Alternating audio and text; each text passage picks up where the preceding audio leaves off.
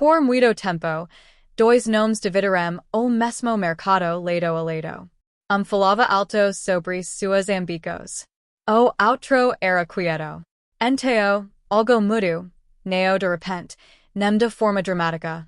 Mas do jeito que, as coisas costumam mudar quando o desfecho já estava sendo decidido muito antes de alguém anunciar qualquer coisa. A pergunta que vale a pena fazer neo é, o que aconteceu? A pergunta é, o que já estava em movimento antes que a maioria das pessoas pensassem olhar? Durante anos, o segmento de carros compactos funciona sob uma espécie de acordo silencioso. Certos fabricantes eram donos de certos espaços.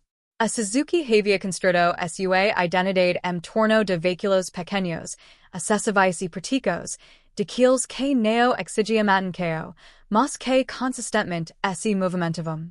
Foi então que a Toyota tomou uma decisão de produto que, à primeira vista, parecia lançamento de rotina. Novo modelo. Uma nova entrada number segmento já conhecido. Nada que justificasse uma segunda manchete. Neo houve coletiva da imprensa. Nem uma revelação bombástica. Apenas anúncio de produto, do tipo que a indústria automotiva produz dezenas todos os anos. Novo carro. Uma nova opco number segmento familiar. O tipo de notícia que a maioria arquiva e esquece na manhã seguinte. Mas, às vezes, os movimentos mais significativos são justamente os que parecem mais comuns.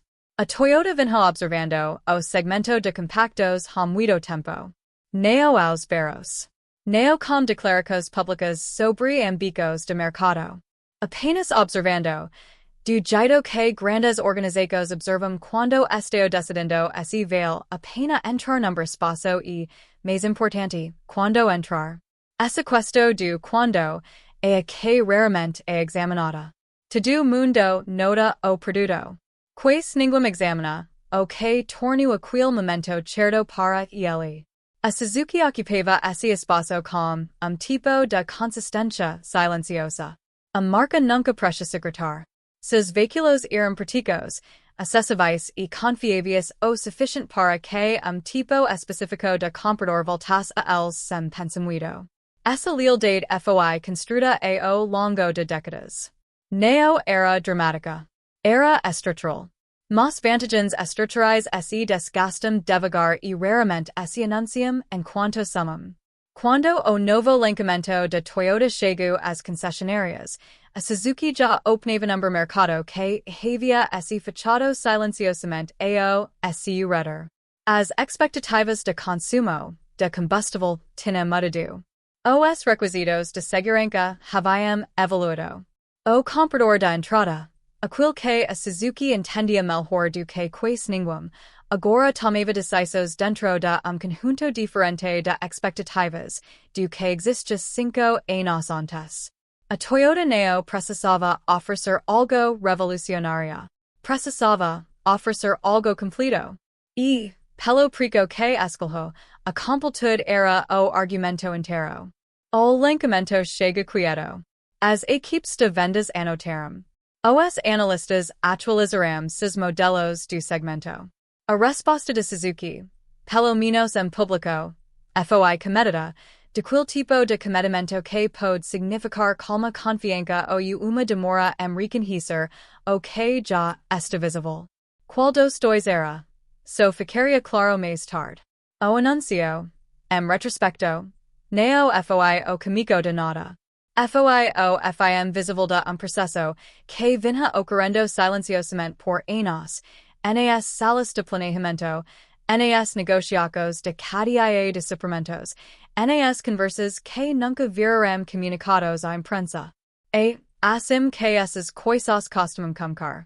Neo comparou, mas como produto no patio, como o preço certo, chegando exatamente no momento certo. Os carros eram fáceis de comparar. Lado a lado, no papel, as diferenças eram mensuráveis. Listas de itens de série. Consumo de combustível. Preços. Era aí que a maioria das coberturas parava, na superfície, onde os números são limpos e as conclusões parecem óbvias. O que estava por baixo desses números era uma história completamente diferente. A Suzuki tinha construído sua aplicação em torno de tipo específico de eficiência. Projeção exuda. Mercados focados.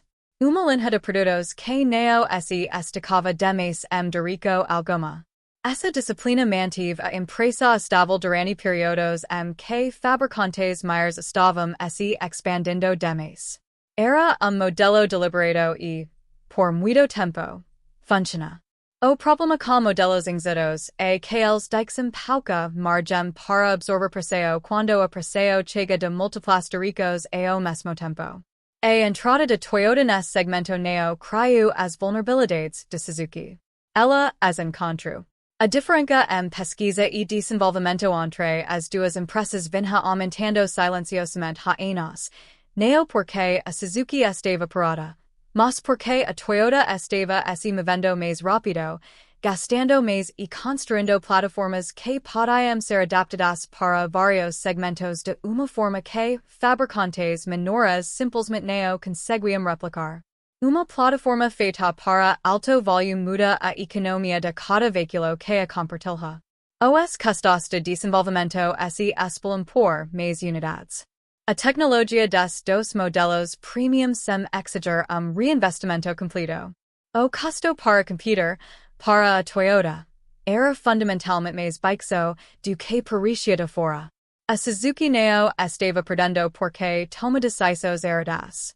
Estava competindo dentro de uma estrutura que tinha mudado sob seus pés, gradualmente, sem anúncio, nos ciclos financeiros e preços de engenharia que raramente viram manchetes. Essa é a parte que a maioria dos observadores perdeu. Neo o produto. A estrutura por trás dele.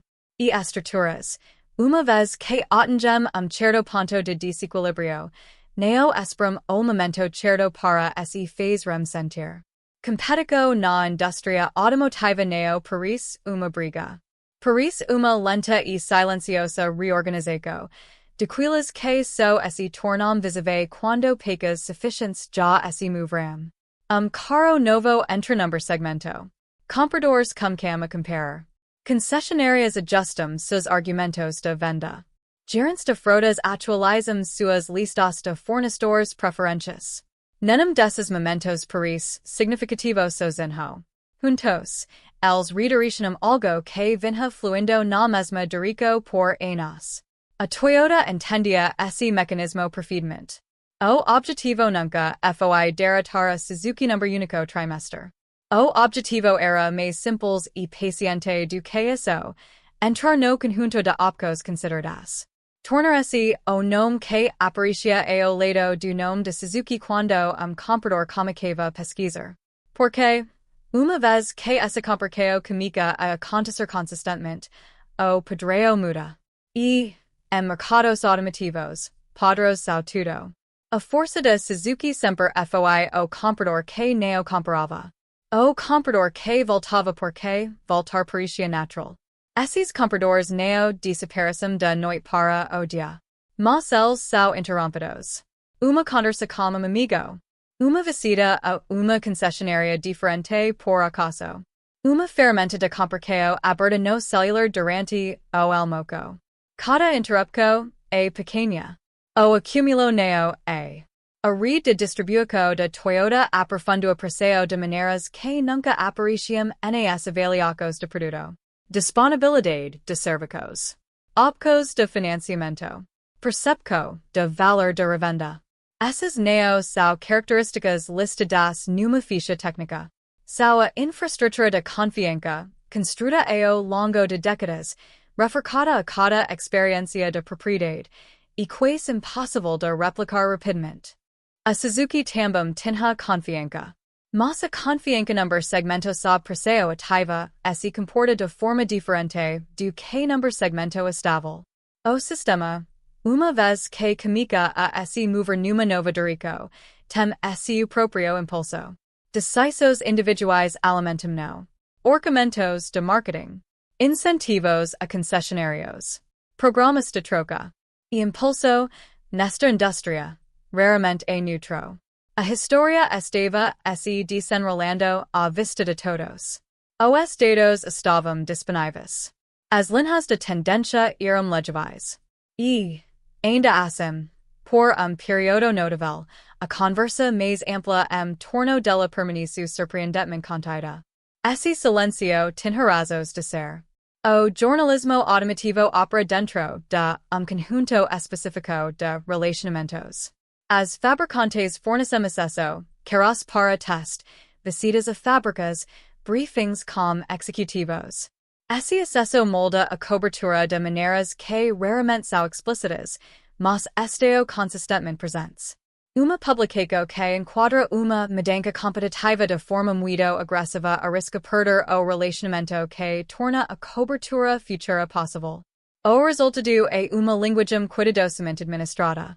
Palavras como competico aumentada e dinâmicas de segmento evoluco fazendo o trabalho que uma linguagem mais afiada faria com mais honestidade. A Suzuki, por natureza, neo gerava o tipo de barulho narrativo que atraia que o sustentara. Neo era uma marca que convidasse o drama. Esse estilo de comunicação era funcional. Os lançamentos eram doridos. Neo havia compromissos públicos assados, nenhuma declaração agressiva de participação de mercado, nenhuma afirmação que pudesse, mais tarde ser medida contra os resultados. Essa contenção, que servia bem a marca períodos estáveis, criou problema de visibilidade quando as condições mudaram. Neo havia narrativa contra a qual se contrapor. Nenhuma posição pública a defender. Apenas uma marca quieta, operando quietamente, number segmento que mudava quietamente. A Toyota, por sua vez, Neo tinha incentivo para enquadrar esse lançamento como ataque competitivo. Uma linguagem comedida servia melhor aos seus interesses. Anúncio de produto de rotina atraia menos escrutínio do que desafio de mercado tirio trado. O enquadramento permanece limpo. As intentos ficaram implícitas. E assim as pecas se moveram sem trilha sonora.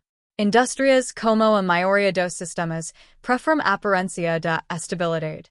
Reconhecer uma disrupção exige que alguém absorva o custo des reconhecimento. Ninguém nessa situação estava posicionado para arcar com ele. O silêncio, no final. Neo foi acidental. Era o resultado natural de sistema onde todos têm uma razão para falar com cuidado. Ponto toda mudança lenta onde o acúmulo se torna inegável. Neo porque algo dramático aconteça.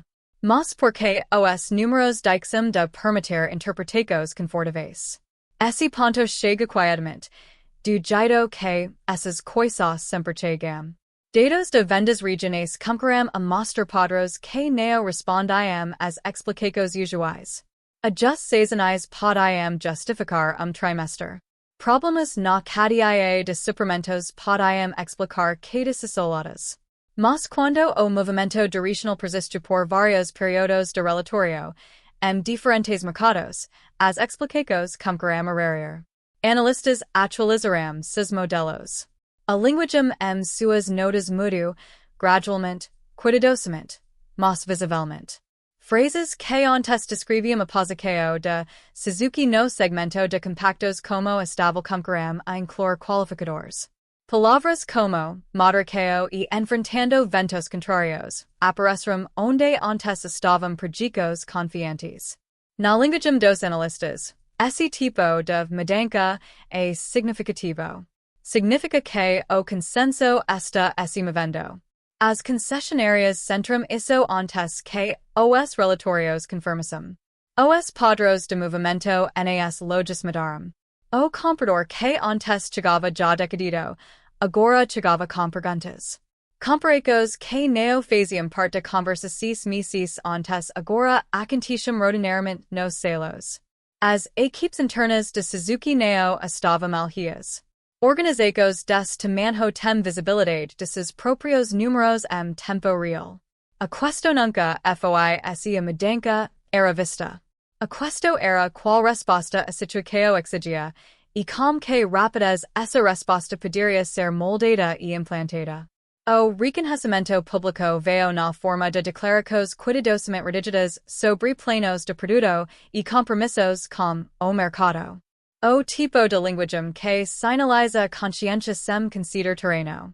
Medida, controlada e precisa no que escolha neo dizer. Mas o momento tinha ultrapassado o limite. A mudança agora era reconhecida, pelo menos nos espaços onde essas coisas são reconhecidas primeiro, discretamente, profissionalmente e sem manchetes. O que veio depois desse limite definiria tudo. Mudanças competitivas nessa escala nunca ficam contidas apenas aos dois nomes no centro delas. Os efeitos se movem para fora, através de cadeias de suprimentos, redes de concessionárias, mercados consumidores, e o fazem empresas que raramente se alinham com o ciclo de notícias original.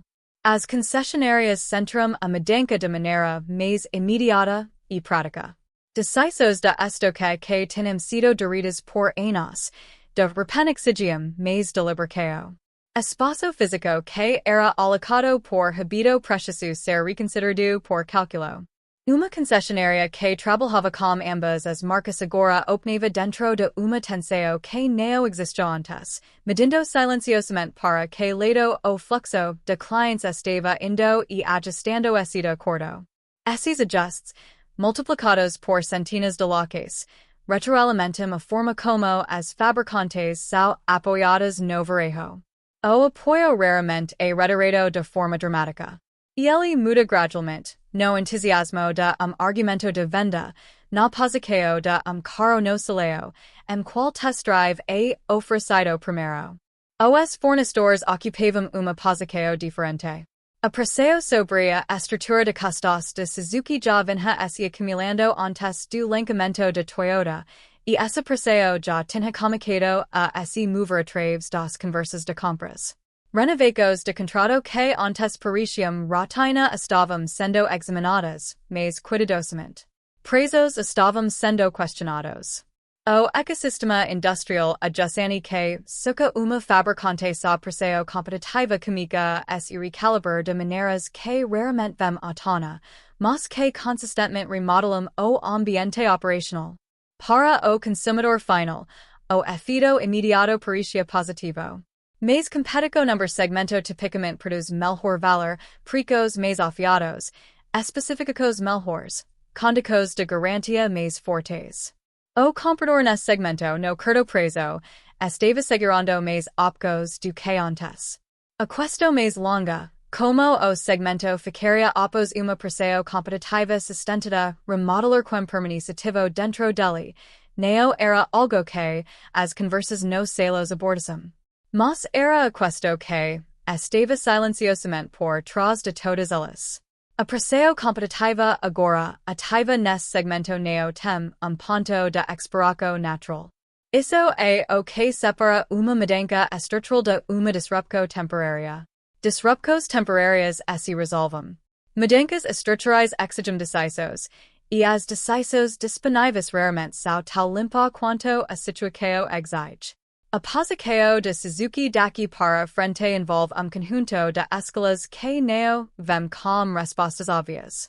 Igualar a Toyota diretamente, características, escala, profundidade de infraestrutura, exige nível do investimento que se sente desconfortavelmente contra o modelo operacional exito no qual empresa construiu sua estabilidade.